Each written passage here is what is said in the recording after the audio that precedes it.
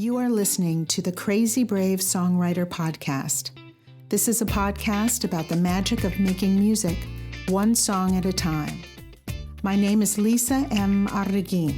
I'm happy to be your host for today.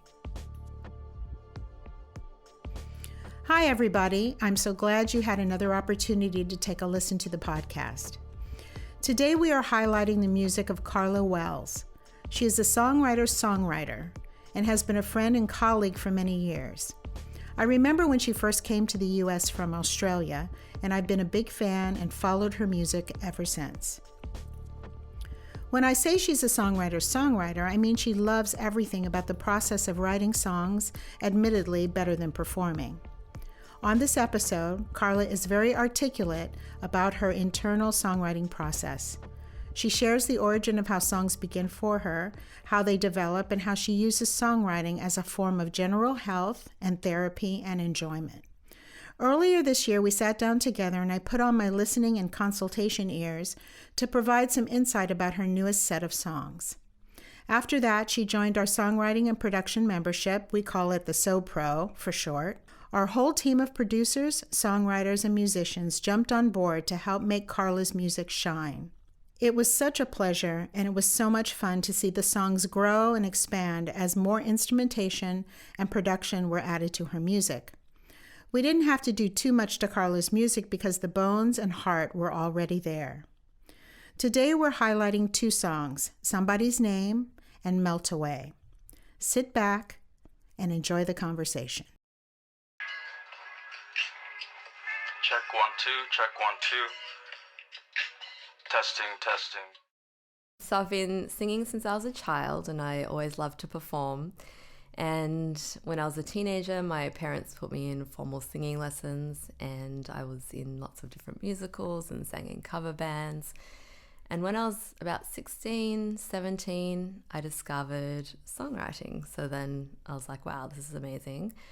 I recorded my first EP when I was 17 and that was truly like life-giving. It was like the thing I loved the most about singing, and I realized I love recording more than I like performing. So I just really got into songwriting at that point.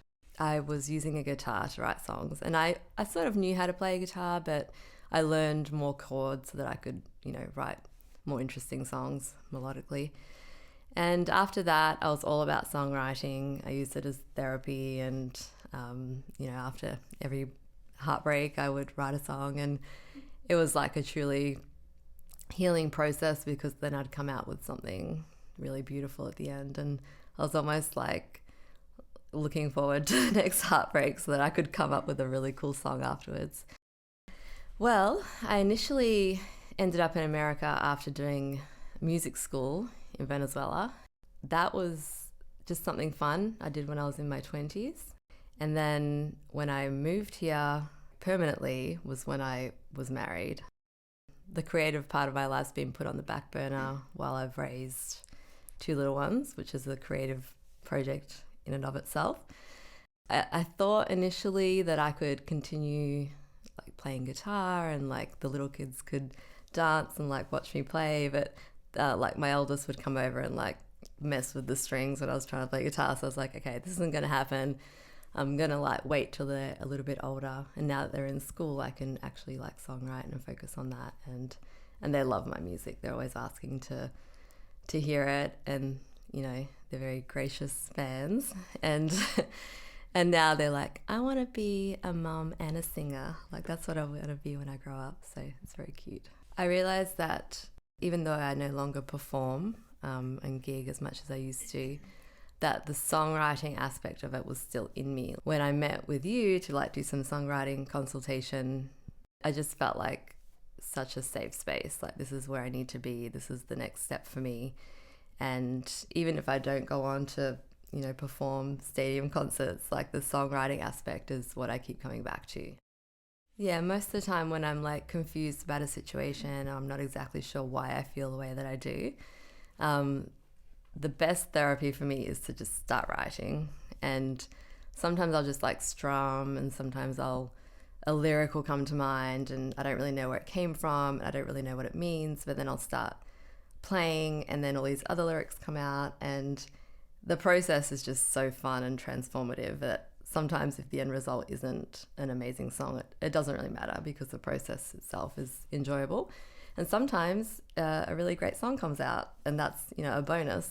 So as I come up with different lyrics and process my feelings that way, and I finish the song, I'm like, oh wow, that's what I was feeling. That's why I wasn't sure what it was, but that sort of helped me come to the conclusion that I need to come to. And again, this is one of those things where like you can't really measure it scientifically, and you can't, like, you're not going to go to a doctor and say, I'm feeling anxious or depressed, and they're going to say, well, here's a script for go write a song that'll make you feel better. And what I mean by it being transformative is that I go into another zone. I go like to an altered state of consciousness somewhat. And that can be like, if you don't have like a set song structure in mind, a discipline that you're starting out with, that can get a little like psychedelic, right? You can come up with like just a bunch of Mars Volta songs and that no one really gets. But for me, like I start off with like, okay, these are the chords I'm going to use. This is the sort of theme I'm going with. And then I'll allow myself to like get lost in my subconscious and see what comes out of that. And sometimes stuff comes out that I'm like, I've never experienced that before, even in a relationship, but I'm sure it's happened to someone. I've been listening to Billie Eilish a lot, and I was like, how does she do that with her music and lyrics? But mainly I think it was the melody that I was listening to that really transcends you. And so I was trying to explain the feeling of being cheated on, and how like you might not know that they're cheating on you, but you might sense it. You're in a relationship where like that person's moved on, so you haven't broken up yet. The song's not about, oh my gosh, we've broken up and I'm heartbroken, which in some ways might be a relief because you have an answer at least. But this is all about that feeling of the ambiguity of not knowing and sort of like feeling like you're being lied to. And my favorite line of the song is the you toss and turn and cry out every night somebody's name. We both know that's not mine. You toss and turn and cry out every night somebody's name. We both know it's not mine. But can you imagine like someone lying next to you? Like you have obviously a very intimate relationship because you're presumably sleeping in the same bed, but they're saying someone else's name at night. How horrible that would be. I was trying to like explain that feeling in a very metaphoric way and try to capture the pain of all of that.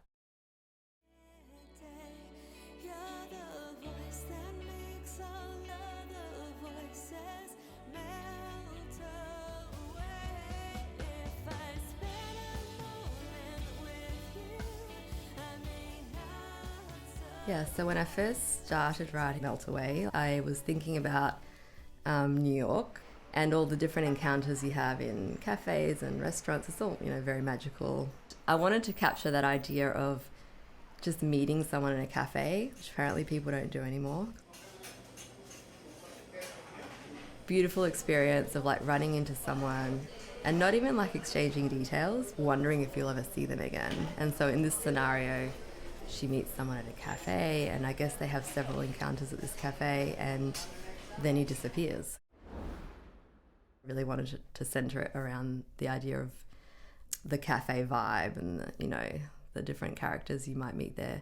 At one point I felt stuck because even though it felt very vivid in my mind, when I sang it and recorded it, it sounded a little flat, and I was like, it's not sounding as good as I wanted it to sound. Some of the sound engineers started like working with some of the beats and added like a really cool beat to it. Like, what do you think of this? I was like, oh my gosh, like that is exactly how it sounded in my mind. Like she's running through the streets and she's wondering where this guy is, and then the beats actually added to that. And that was an aspect of songwriting I hadn't even considered, that the beat could really add to the story.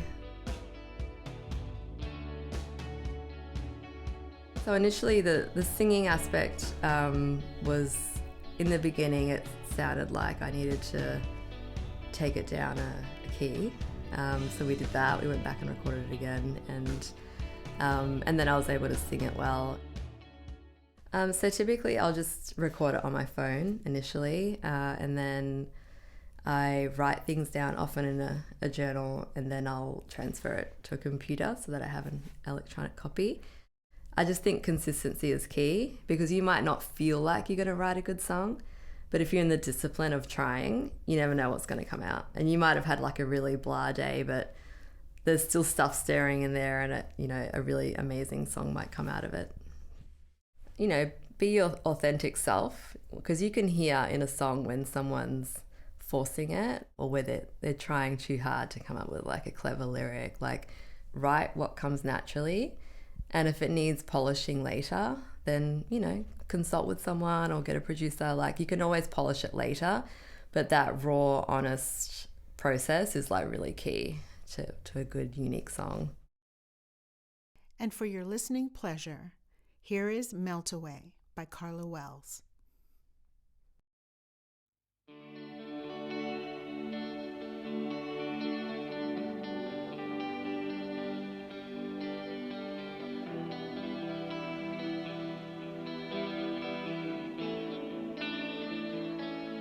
You may be right, you may be wrong,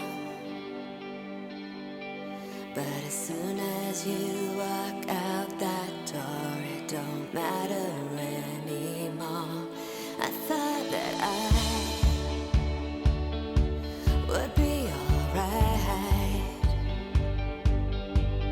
but each time I try to walk away, I remember why I stay. 'Cause you're like raindrops out of nowhere on a humid day. You're the voice that makes all other voices melt away. And if I spend a moment with you, I may not survive. 'Cause you take my breath, you take my breath away.